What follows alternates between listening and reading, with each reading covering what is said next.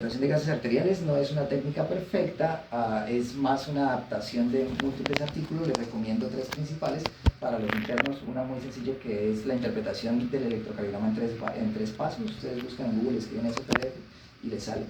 El otro artículo que es básico es el análisis e interpretación de gases arteriales por ejes. Así aparece también en PDF, lo pueden descargar en Google.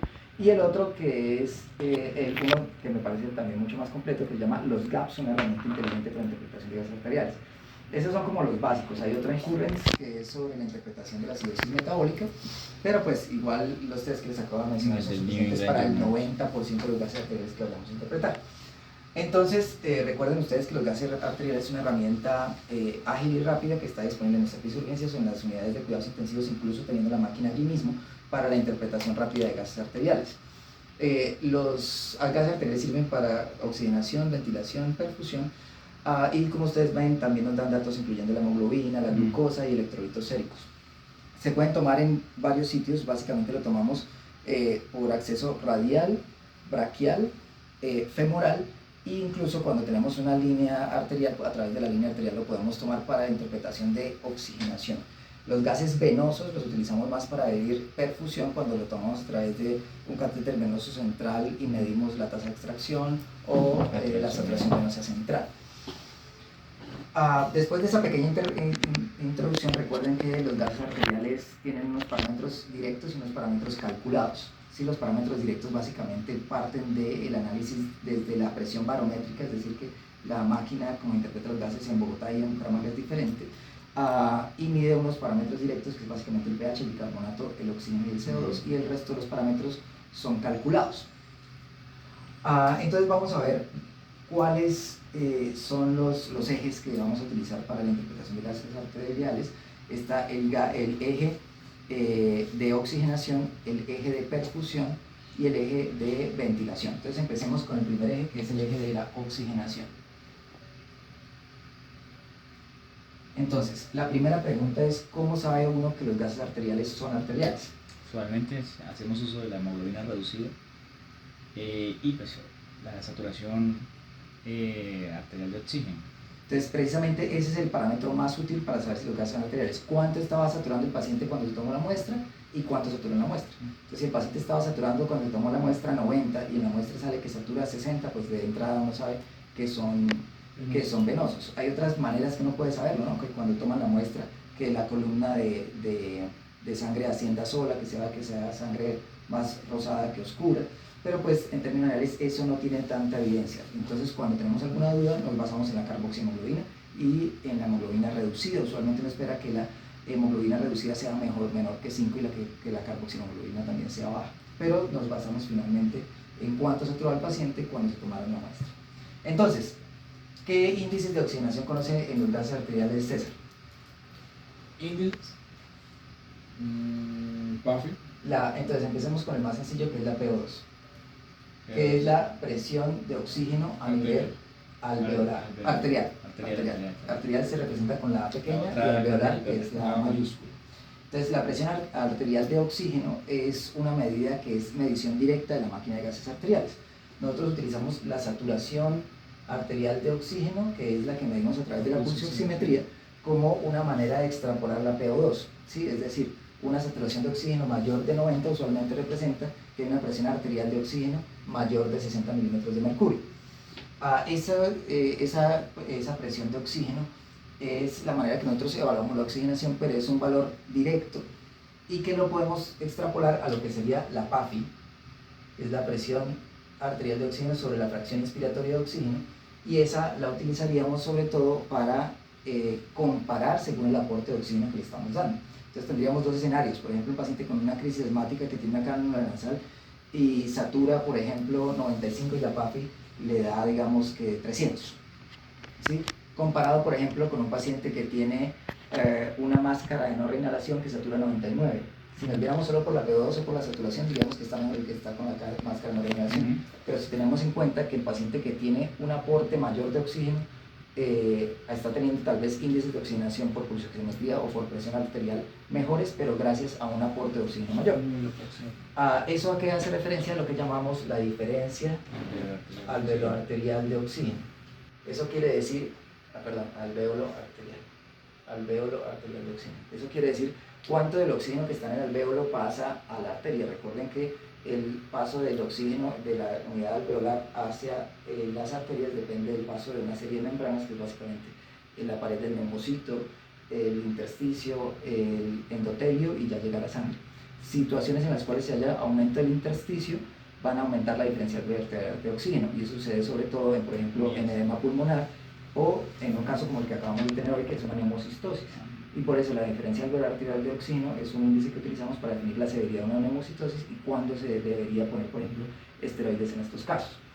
Una medida que ya conocemos y que hablamos hace poco fue la SAFI, que es la saturación arterial de oxígeno sobre la fracción inspirada, que hay estudios que demuestran que es tan útil como la misma PAFI medida en los gases arteriales.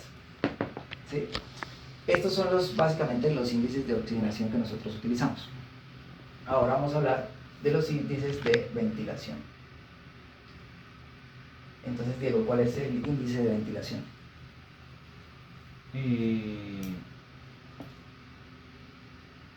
es el primer eje, que sería oxigenación, ventilación. Falta ahí, porque pensaba que era la presión arterial. Sí, la frecuencia, sí, la PC2. La PC2 es el índice de oxigenación, de ventilación, perdón.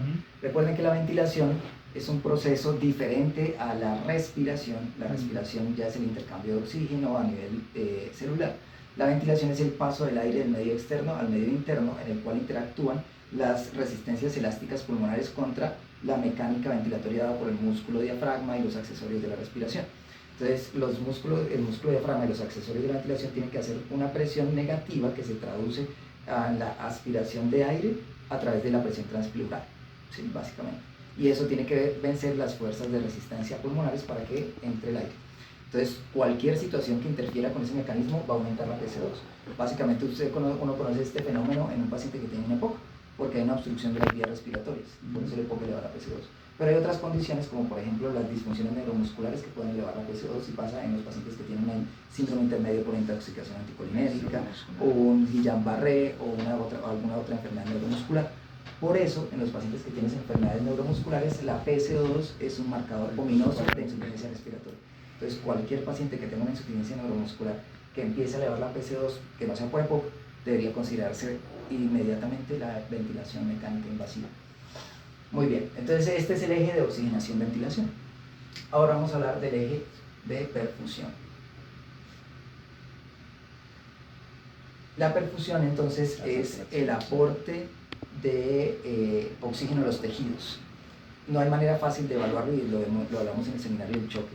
Por eso utilizamos algunos parámetros que son inespecíficos, como por ejemplo el lactato. Entonces el lactato habla de que hay un metabolismo anaeróbico, y el punto de corte del lactato, como lo habíamos mencionado antes, es realmente 2, cualquier valor de 2 vamos a considerarlo como patológico, y que hay alguna condición, sea por una hiperlactemia tipo A o tipo B, que lo está elevando. La B sería la no dependiente de hipoperfusión y la A sería la dependiente de hipoperfusión. Ese sería en gases arteriales, pero podemos tomar en gases venosos otros parámetros. La tasa de extracción de oxígeno. Arranquemos con la saturación venosa de oxígeno.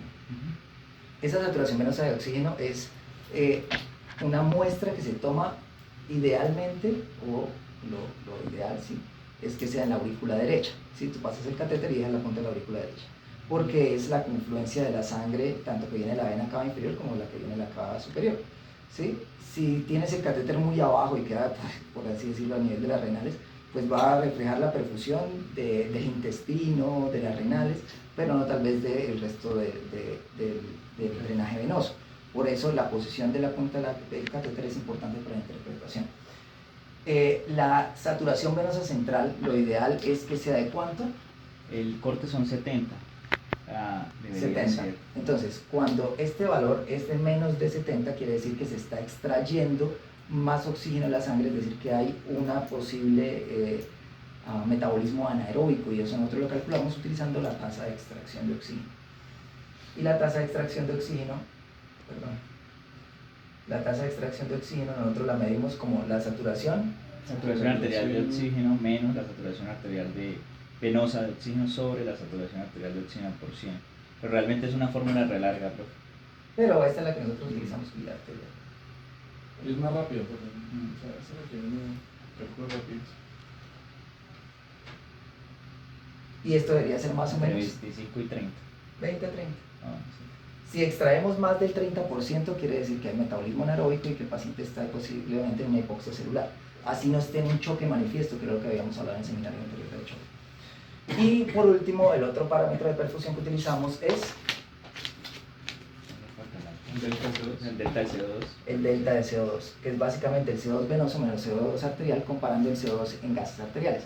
Es decir, para calcular esto, saturación venosa central, tasa de extracción e incluso el lactato, podemos tomar una muestra venosa del catéter venoso central bien ubicado y teóricamente no necesitaríamos una muestra arterial. Por eso, digamos, en el paciente que no tenga una línea arterial, estar haciendo múltiples funciones termina siendo más mórbido, más molesto y más doloroso para el paciente que útil para nosotros.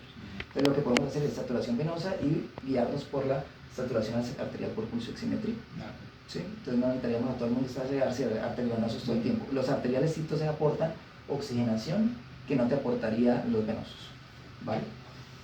Y el tercer eje, que es el eje más complejo. Profe, el delta de CO2, el valor normal es de 2 a 6 o de 4 a 6, es de 4 a 6, ¿cierto? Sí. De 4 a 6. Ahora el último eje, que es el más complejo de todos, es el equilibrio ácido-básico. Entonces, en cuanto a la interpretación del equilibrio ácido-básico, hay varios métodos que se han utilizado. Tal vez el más básico es la teoría o las ecuaciones de Henderson-Hasselbalch, que lo que decían era que el equilibrio ácido-básico básicamente dependía de PC2 y carbonato, que esos eran los dos componentes iniciales, y de hecho, ciertamente este tipo de técnicas las seguimos utilizando para las correcciones puramente de trastornos primarios ventilatorios. Entonces, en neumopatía crónica, pudiéramos utilizar las ecuaciones de Henderson-Hasselbalch para saber el bicarbonato esperado, por ejemplo. ¿Sí? Y es la base inicial de todos los casos, pero más adelante Stewart también dio otras teorías que habían algo que llamamos los ácidos débiles y los... Uy, se me pasa el nombre, no recuerdo bien cómo es que se llama, que esos son iones, que básicamente los electrolitos, sodio, potasio y cloro, que tienen un impacto más importante que solamente la interpretación del bicarbonato y la PC2, y por eso vamos a ver que la teoría del anion gap es una teoría mucho más completa para la interpretación de los equilibrios ácido-básicos primarios metabólicos. Entonces vamos a ver cuáles son esos pasos. Entonces, básicamente son 7-8 pasos con los que podemos sacar el 90% de los gases arteriales, y el primer paso es el pH. Entonces, el pH normal es de 35, 740. Entonces nunca se les olvide poner el segundo número después de la coma para poder saber si un 7.4 es un 7.4 de verdad o es un 7.41 o un 7.49 en el caso que, por ejemplo, ya estuviera en el caso. Entonces, cuando está menos de 7.35 lo vamos a llamar Acidemia. De hecho, lo debería poner de corte normal, punto 7.4, 7.40. Por encima me daría acidosis. Lo que pasa es que a eso iba a decirle yo y ahorita. por debajo de esos dos intervalos se hablaría acidemia o alcalemia. Ok.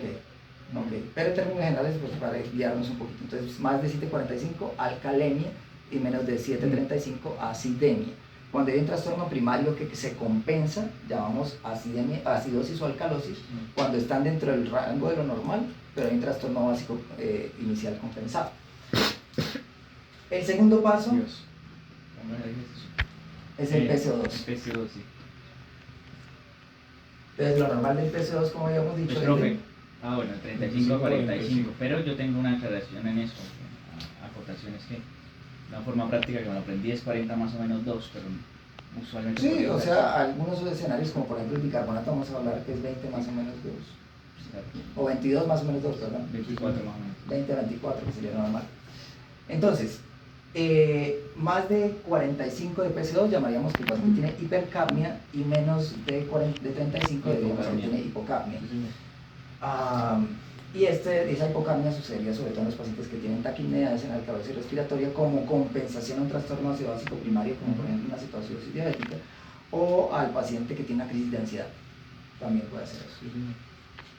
O la hipocapnia también se presenta en el TEP. Sí. El tercer paso es el bicarbonato. El bicarbonato lo normal es 22 más o menos 2, 20 a 24. ¿Sí? Y el bicarbonato nos habla de un trastorno ácido-básico primario metabólico. ¿sí? Tenemos un punto de decisión para saber cuál es el trastorno ácido básico primario y es la base exceso. La base exceso lo voy a poner acá. Cuando es menor a menos 3, hablamos de que el trastorno ácido básico primario es metabólico.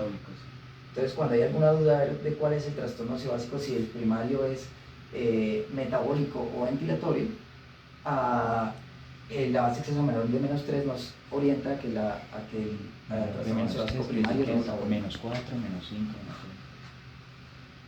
6. El cuarto punto es la compensación. Entonces, hay varias fórmulas para evaluar la compensación. Es la compensación respiratoria esperada para una acidemia metabólica. Este algoritmo está principalmente dirigido a las acidemias metabólicas. Entonces, la compensación es cuánto debería tener mi paciente de PCO2 para decir que está ventilatoriamente respondiendo a un trastorno ácido básico metabólico. Porque si, por ejemplo, la compensación no es la esperada, el PCO2 no está tan bajito como uno quisiera, quiere decir que es un trastorno mixto, porque hay una enfermedad pulmonar que limita la compensación. Sí. Entonces, esta compensación... Profe, la fórmula de Winter. Esa es la fórmula de Winter, que es... 1.5 por bicarbonato más 8 más o menos 2. Esa fórmula de Winter es una fórmula correcta, y nosotros la utilizamos, pero hay una más sencilla, y esa es Adrián Bolívar, que hizo la modificación a mi algoritmo. Antes yo utilizaba la fórmula de Winter, ahora utilizamos básicamente el bicarbonato más 15. ¿Sí? Y hicimos ejercicios de ver si eso se aplicaba, y si se aplica, a menos de que sean valores muy extremos, o sea, bicarbonatos muy bajos. En ese caso, si los bicarbonatos son muy bajos, sí, la fórmula de Winter es un poquito más útil. Pero con valores relativamente habituales, no se comporta bien la fórmula de bicarbonato más 15. Y esto nos debe dar el valor de la PCO2 esperada. Y es más o menos 2 de ese valor, ¿sí? Entonces, si la PCO2 esperada es más de 2 de la que calculamos, el paciente tiene un trastorno mixto y no está respondiendo ventilatoriamente a las demandas metabólicas. Si la PCO2 calculada es mayor que la medida, tiene el trastorno. Es una acidosis respiratoria. Y si es menor que la medida, es una alcalosis respiratoria. ¿Sí? Más o menos 2. ¿Sí? Más o menos 2. Bien.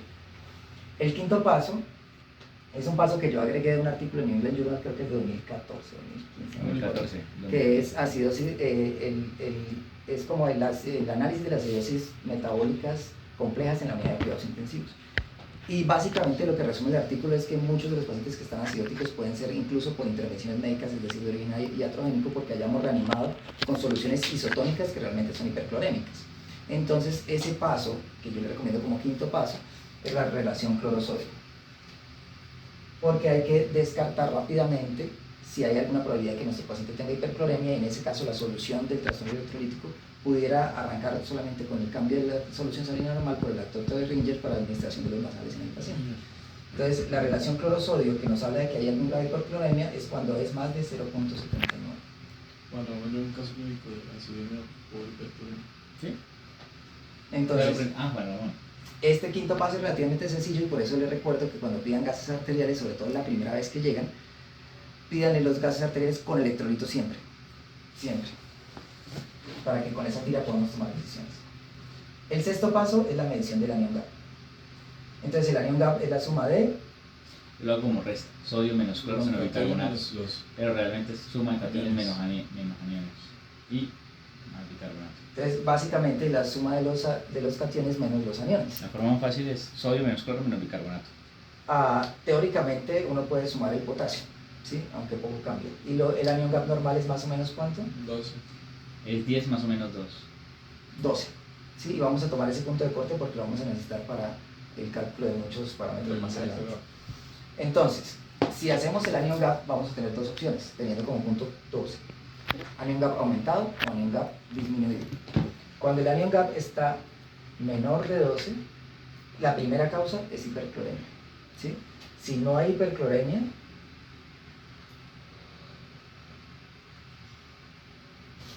lo que vamos a hacer es el gap urinario, que en ese caso le vamos a pedir cloro, sodio, potasio en orina, y la fórmula avanza hasta llegar al diagnóstico de lo que pudiera ser una acidosis tubular renal o pérdidas extrarrenales gastrointestinales.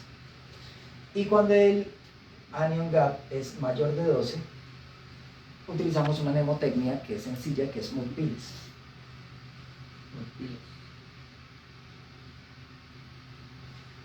Esta mnemotecnia Mood-Piles incluye condiciones que son tóxicas y no tóxicas, por eso Daniel Cabeza los divide en tóxicas y no tóxicas. Entonces, M, ¿qué quiere decir? ¿Qué metanol? Metanol. U, Uremia. uremia. D, Diabetes. P, Eh, paraldehído. Ah, hay uno que es salicilatos. Es la la última. última era esa. Isoniazida. L, Ah, No me acuerdo. yo creo que me había aprendido Goldman y Benchmark. láctica. Táctica, sí. Ah, ok. Etanol y S, Etanol. salicilatos. Entonces tenemos muchas causas tóxicas y unas causas que llamaríamos médicas. Y eso lo sacamos del contexto clínico del paciente. El paciente que llega porque se toma una cantidad de tabletas de X o Y cosa, o que incluso que es una condición aguda con acidosis metabólica con un aumentado sin hiperglicemia y sin falla renal, nos sabría hablar de que pudiera haber alguna posibilidad de etiología tóxica. ¿Sí? De lo contrario, si estamos pensando en una causa médica, tenemos ¿La N qué era, profe? Metanol. Metanol. uremia, diabetes y lactato. ¿Sí? Entonces, ¿cómo podemos diferenciar si es por uremia, diabetes o lactato? ¿Por qué? Porque cada situación nos va a llevar a una conducta terapéutica diferente. Si el paciente está urémico y asumimos que la acidosis metabólica se atribuye a la uremia o cumple otros criterios de densidad lípica, el tratamiento va a ser la diálisis. Si el paciente tiene una hiperglicemia y no sabemos si la acidosis se atribuye a la hiperglicemia, la solución es o no hacer estos cálculos y definir si se hace o no. Se le pone una infusión de insulina y si es láctica, antibiótico. Va a haber casos en los cuales terminamos haciendo las tres cosas, pero pues esto nos ayuda a orientarnos un poquito. Usualmente la con cetoacidosis diabética. el séptimo paso.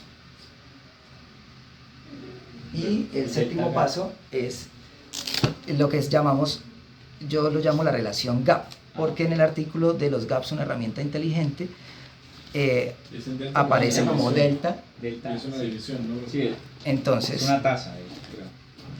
No, aquí tengo la porque no fórmula. tiene tiempo. Ah, sí, verdad. Acá está. Entonces, el anion gap del paciente Menos 10. menos el anion gap ideal, que vamos a poner 12, Ah, sobre el, Bicarbonato. del paciente menos no, el bicarbonato ideal, 24. menos el del bicarbonato paciente. del paciente. Y a mayor a 1,1, menor a 1. En el artículo te da 4 opciones. De 1 a ¿Sí? 1.6, Te divide en creo. menos de 0,5, Hasta de 1.6, 0,5 a hasta 1,1, de 1 a 1 a 1,6 y mayor de 1,6. Eso termina no siendo muy práctico y por eso Daniel Cabeza lo divide en 2. Sí, pero de hecho yo revisé eso cuando usted me lo explicó y dije, no, me quedo con alcohol. Sí, es poco práctico. la verdad. Mucho. Entonces, mayor de 1.1 o menor de 1.1. Cuando es mayor de 1.1 lo vamos a llamar láctica. Hiperlactatemia. Y si es láctica tienes básicamente dos opciones. Una, falla cardíaca. ¿Sí? Hipoperfundión por falla cardíaca.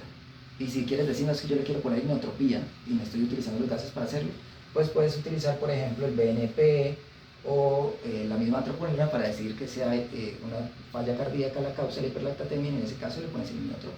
No, le hago la... O si decimos que es por sepsis, si decimos que es por sepsis, entonces lo que vamos a pedir es, por ejemplo, una procalcitonina. En este caso le ponemos inotropía y en este otro antibióticos. Ahora, tenemos el anion gap, la relación gap o la evidencia gap mayor, menor de 1,1, tenemos dos opciones. Por falla renal, que eso es la uremia, o la diabética. Si estamos sospechando que sea diabética, lo que le podemos pedir o es mirar en el parcial de orina cetonas. Lo malo es que las cetonas en el parcial de orina salen por cualquier deshidratación. Entonces lo ideal es pedir cetonas en sangre. ¿Sí? La medición de cetonas, si las tuviéramos, nos pudieran ayudar a orientar por este lado. Pero si estamos pensando que el paciente tenga una uremia clínica, obviamente la creatinina, el BUN y el fósforo nos ayudan a tomar la decisión de si ponemos al paciente en diálisis o si le ponemos infusión de insulina. Tenemos una paciente así, Y el último paso 49. es algo que se llama el Gilfix. esa sí es nueva, ¿no? El Gilfix está en la fórmula está en el artículo de los GAPS, una herramienta inteligente. No me lo ha enseñado. Y ese Gilfix utiliza algunos ácidos no medibles, la albúmina, para hacer un cálculo de trastornos complejos en los cuales hay algún trastorno ventilatorio. ¿Sí? Pero realmente el 99% de los gases arteriales los sacamos hasta acá. Y el Gilfix realmente como una o dos veces en la vida lo he tenido que hacer. Y no es que oriente mucho. Hasta acá es suficiente para la interpretación de los trastornos ácido-básicos primarios. Creo que a veces cuando uno tiene situaciones diabéticas, le da o sea, uno pudiera pensar, o sea, para definición uno le pone antibióticos.